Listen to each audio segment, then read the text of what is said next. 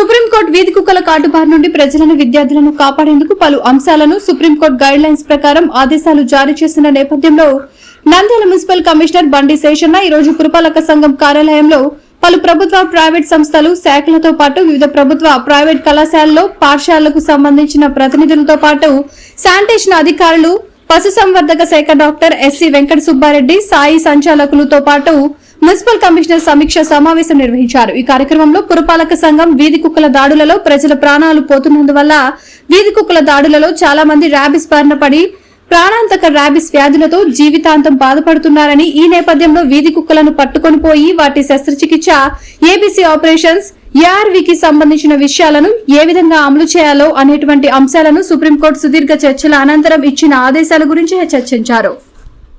2 గేట్ల దగ్గర అటు 3 గేట్లు ఉంటాయి సార్. 3 గేట్ల దగ్గర వాచ్మెన్ ఉంటారు రెగ్యులర్ గా. సో అది లోపలికి వచ్చే ఛాన్స్ లేదు. బై మిస్టేక్ ఏదైనా వచ్చినా కూడా వెంటనే బయటకు పోతారు సార్. No problem. నేను ఉన్నాయి లేదు అవుట్ సర్టిఫికేట్ మీరు సార్ మీరైతే ఓపెన్ ఎక్కడ ఉంటారు కాంపౌండ్ వాళ్ళతో పాటుగా అట్లా ప్రిన్సెస్ కి వచ్చినా మాకు ఆయమ్మలో వాచ్మెన్లో ఉంటారు ఖచ్చితంగా. వాళ్ళు దాన్ని కూడా చూసుకుంటారు. దాని పిల్లలు ఉంటారు కాబట్టి మేము చాలా కేర్ఫుల్ సక్సెస్ చేయాలి.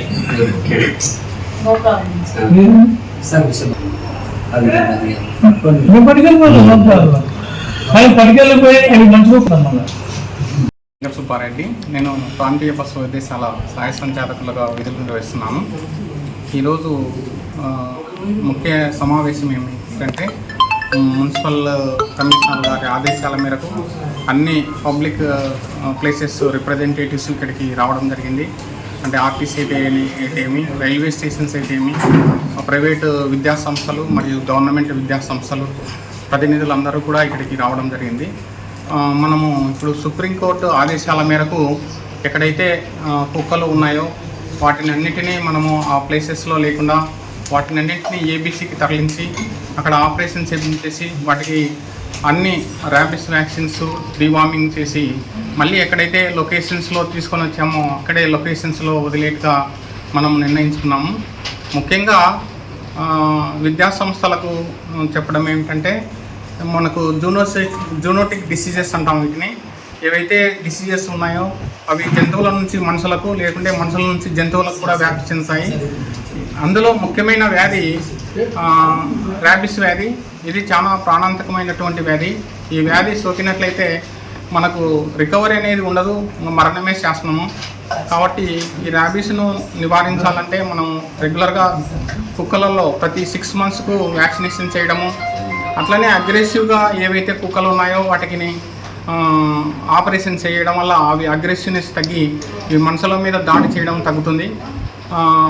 వీలైనంత వరకు విద్యా సంస్థలలో ఫుడ్ అవైలబిలిటీ ఎక్కువగా ఉంటుంది. అక్కడ ఫుడ్ అవైలబిలిటీ లేకుండా చేస్తే మనము ఈ కుక్కల బెడద నుంచి తప్పించవచ్చు.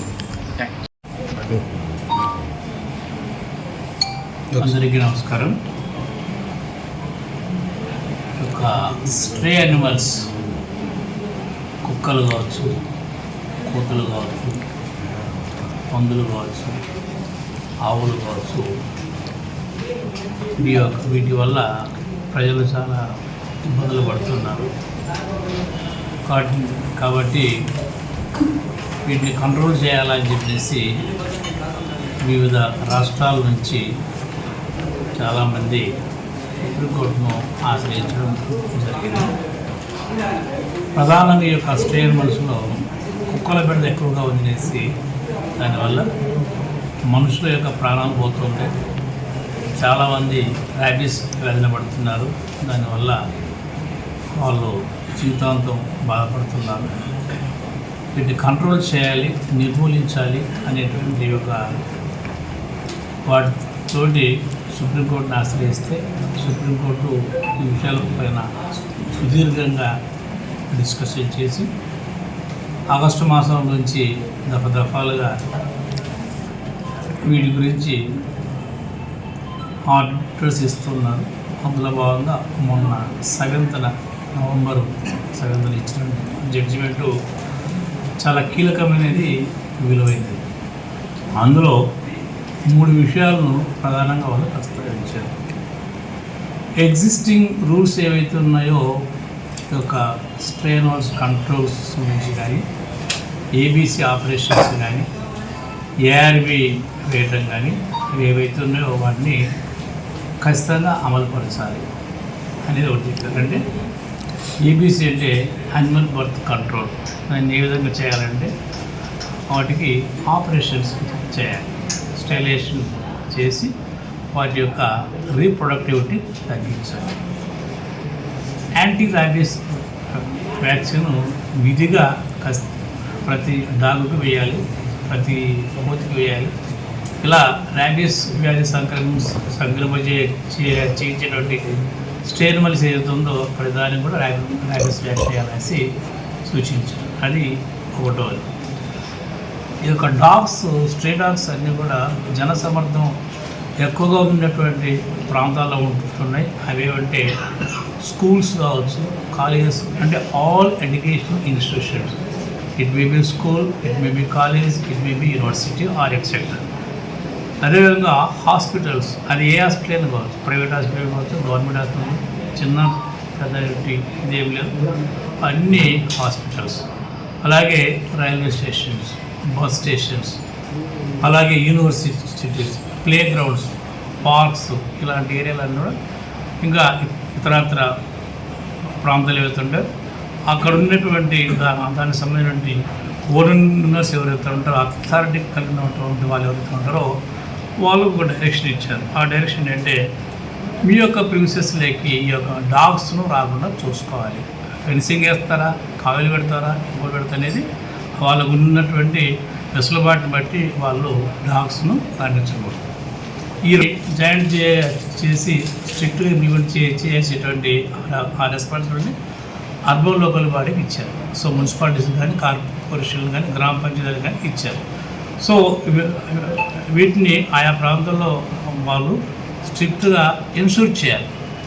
అందులో భాగంగానే ఈరోజు మేము వివిధ విద్యా సంస్థలకు సంబంధించినటువంటి ఆ యొక్క కరస్పాండెంట్స్ను, ప్రిన్సిపల్స్ను, హెడ్ మాస్టర్స్ను, అలాగే రైల్వేస్కి సంబంధించినటువంటి అధికారులను, ఆర్టీసీ సంబంధించి అధికారులు, ఇతరులు అందరూ కూడా రమ్మన్నాం. వారందరూ కూడా వచ్చారు.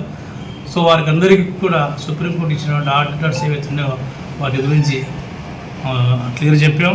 వాళ్ళందరూ కూడా ఒప్పుకుంటున్నారు. సో వివిడి న్యూస్ టీవీని తక్షణమే సబ్స్క్రైబ్ చేసుకోండి. నోటిఫికేషన్ కోసం చేయండి.